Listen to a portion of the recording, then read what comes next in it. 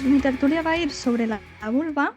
Quería centrarlo más en la parte de representación en la historia, con algunos mitos, también la representación en el arte de la vulva y con una pequeña situación, bueno, un resumen de la situación actual. Bueno, quería introducir el tema con esta frase de Valensler, que por si no la conocéis es la autora de los monólogos de la vagina, donde dice, las mujeres aman hablar de su vagina, especialmente porque nadie se había interesado antes por ella. Claro, esta frase a mí me pareció curiosa porque, bueno, habla de vagina y cuando fui a ver la obra se refería a la vagina, cuando en muchos casos estaba haciendo referencia a la vulva. Entonces esto me impactó y me interesó de hacer el tema, por una parte por esto, para aclarar aclarar conceptos, normalizar la vulva y darle visibilidad.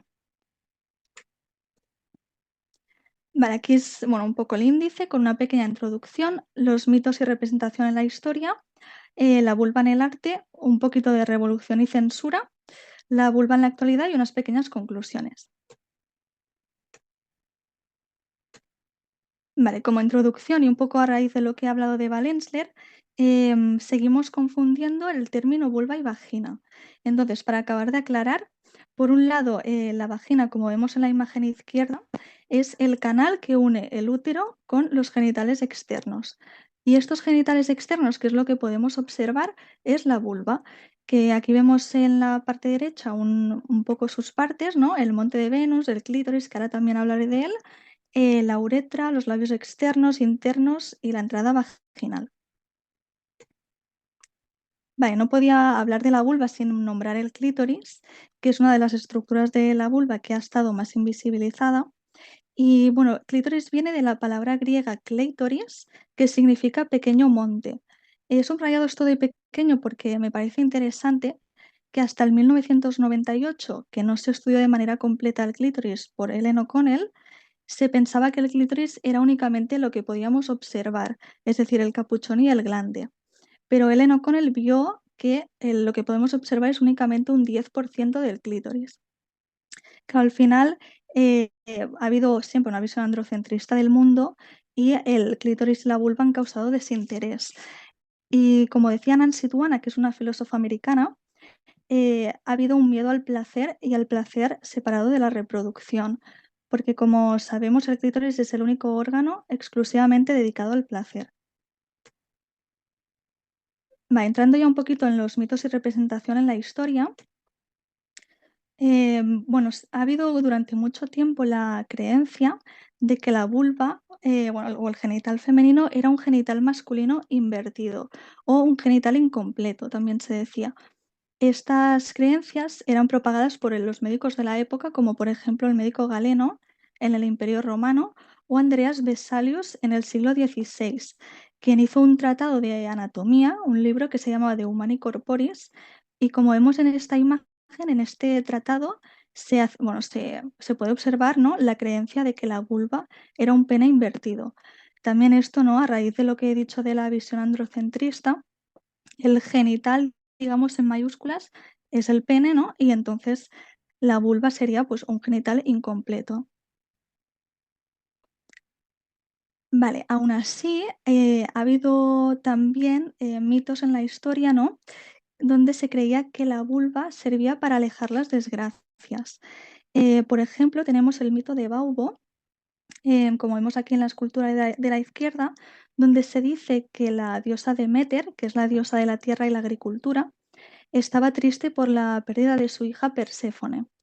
Claro, ¿qué pasaba? Que al estar triste las tierras no crecían, ¿no? Las tierras los campos no crecían. Entonces, aquí es donde dicen que aparece la figura de la sacerdotisa Baubo, quien enseña su vulva a la diosa y la diosa empieza a reír, ¿no? Y empiezan a cosechar los campos. Luego tenemos también las figuras de las Shilas Nagik, como vemos en el dibujo del medio, que son unas tallas figurativas que se encuentran principalmente en edificaciones románicas y que muestran una vulva abierta y también de grande tamaño, como podemos ver. Se dice que, por ejemplo, estaban en las puertas de las iglesias y que las mujeres cuando entraban tocaban la vulva como forma de bendición y para alejar los males.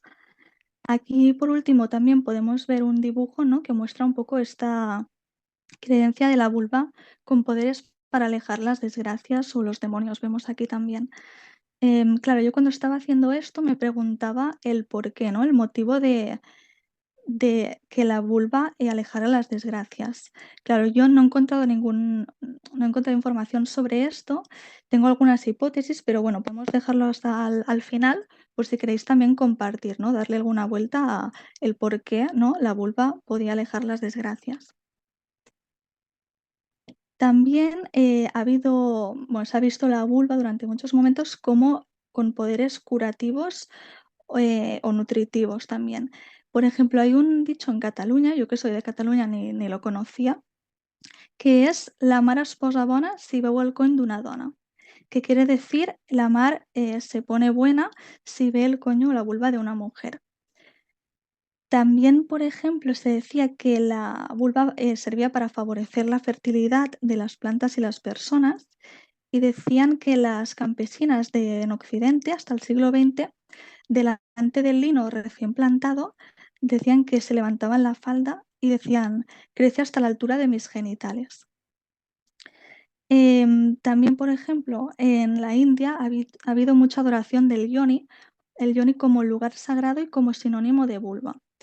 Y como curiosidad, el origen de honeymoon, de luna de miel, se dice que es por un antiguo ritual matrimonial en la India, donde la persona con vulva se untaba la vulva con miel y, en este caso, el esposo, ¿no?, decían, podía adorar su precioso yoni.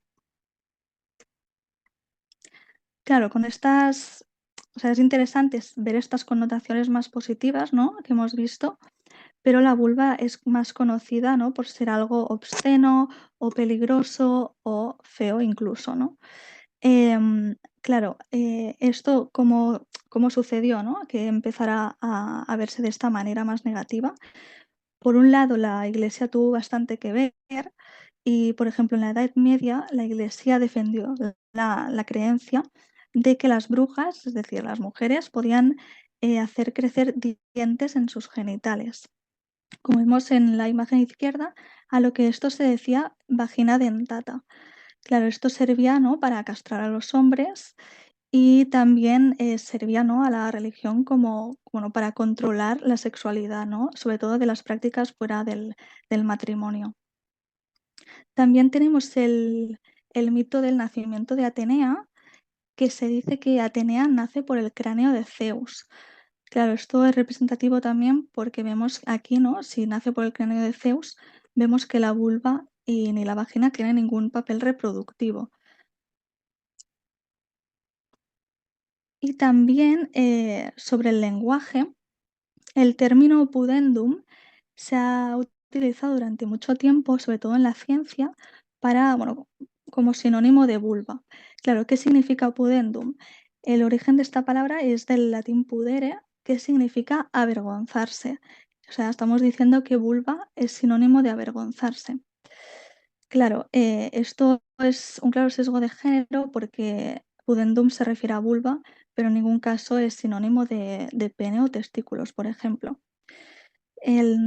La comunidad científica se quejó, ¿no?, de este término y consiguieron que en 2019 dejase de ser oficial en el diccionario de anatomía.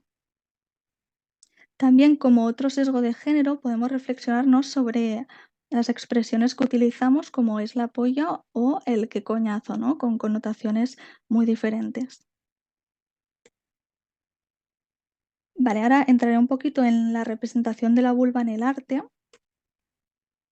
Bueno, aquí he puesto 2 obras bastante famosas que seguramente conocéis. Por un lado, la Maja desnuda de Goya y por otro lado, la Afrodita púdica de Praxíteles. Claro, aquí vemos las 2 representaciones más comunes de la vulva. Por un lado, como en la Maja desnuda, vemos, una visión reduccionista de la vulva, sin detalles, donde podemos ver que es un triángulo sin vello y donde no podemos apreciar, ¿no?, ningún detalle anatómico.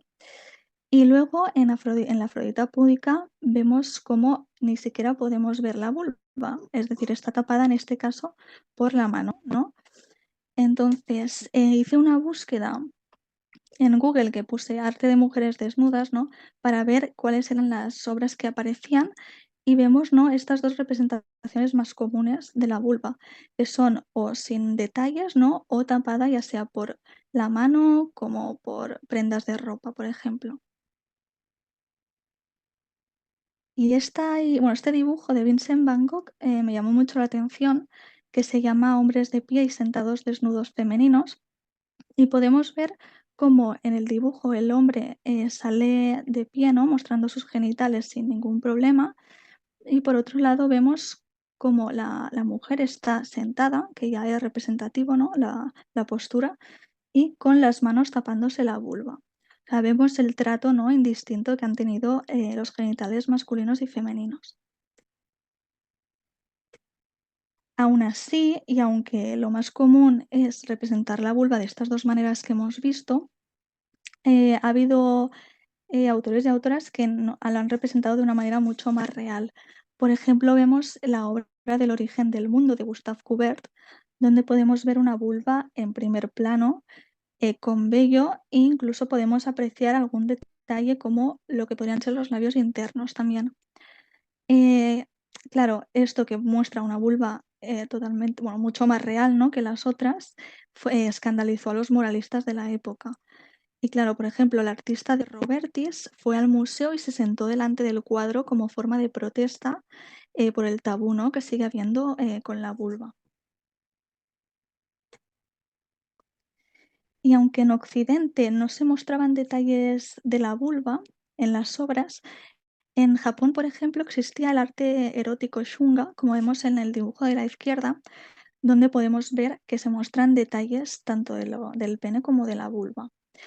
Claro, este arte, fue prohibido por el Código Penal japonés y también, existe, bueno, la artista Megumi Igarashi también en Japón, su obra es muy representativa de, bueno, o sea, su obra se basa en representar sobre todo vulvas, ¿no?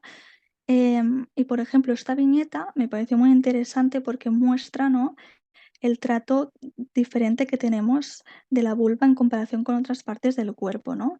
Muestra esto de que aunque la vulva sea otra parte de nuestro cuerpo, la tratamos de manera diferente y la ignoramos.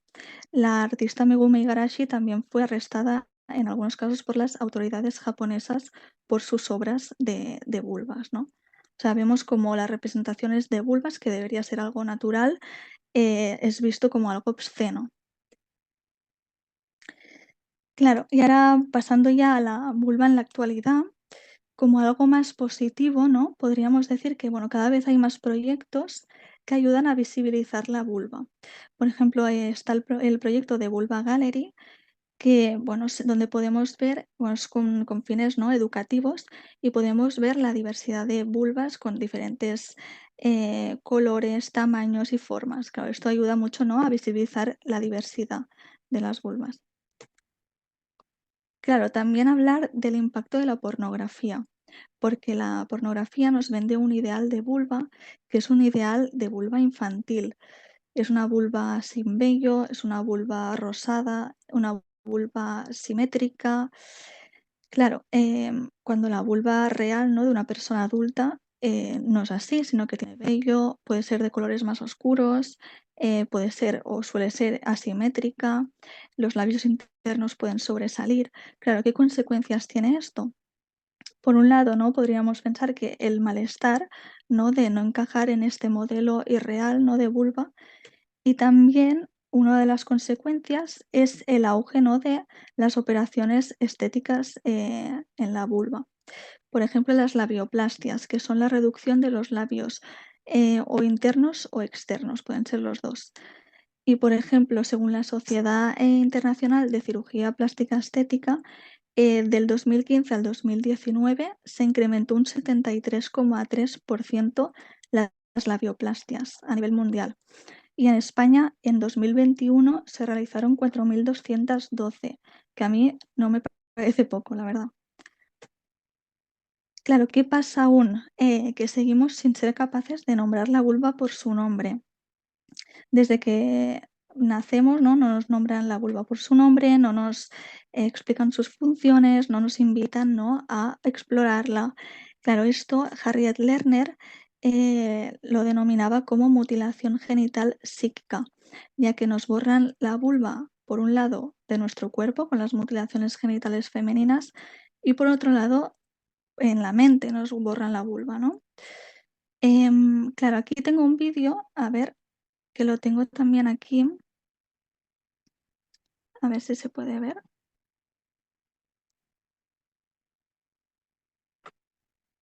Bueno, ya lo debéis conocer, ¿no? Es el anuncio, creo que del año pasado, de, de la Gillette Venus. A ver si se escucha bien. Chicas, por fin. Una Venus para depilar y cuidar mi... Ya sabes, mi papá Yamoni. Sí, bueno, mi kiwi. ¡Corten! ¿En serio, chicas? Bueno, pues para depilarme ahí abajo. Gracias a su protección me olvido de irritación y vello enquistado. Bueno, seguramente ya lo conocéis, pero vemos, ¿no? La dificultad. A ver si puedo poner.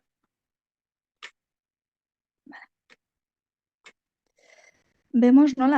Bueno, la dificultad que seguimos teniendo en nombrar la vulva, ¿no? En el anuncio kiwi, papaya money, lo de allí abajo, ¿no? O sea, no, aún no podemos nombrar la vulva, ¿no? Sigue siendo un tabú. Aquí, por ejemplo, bueno, esto lo saqué de un artículo del País, donde un padre decía que necesitaba ayuda porque no sabía cómo nombrar los genitales, por un lado, de su hijo y por otro lado de su hija, y que no le convencía ninguna de las opciones.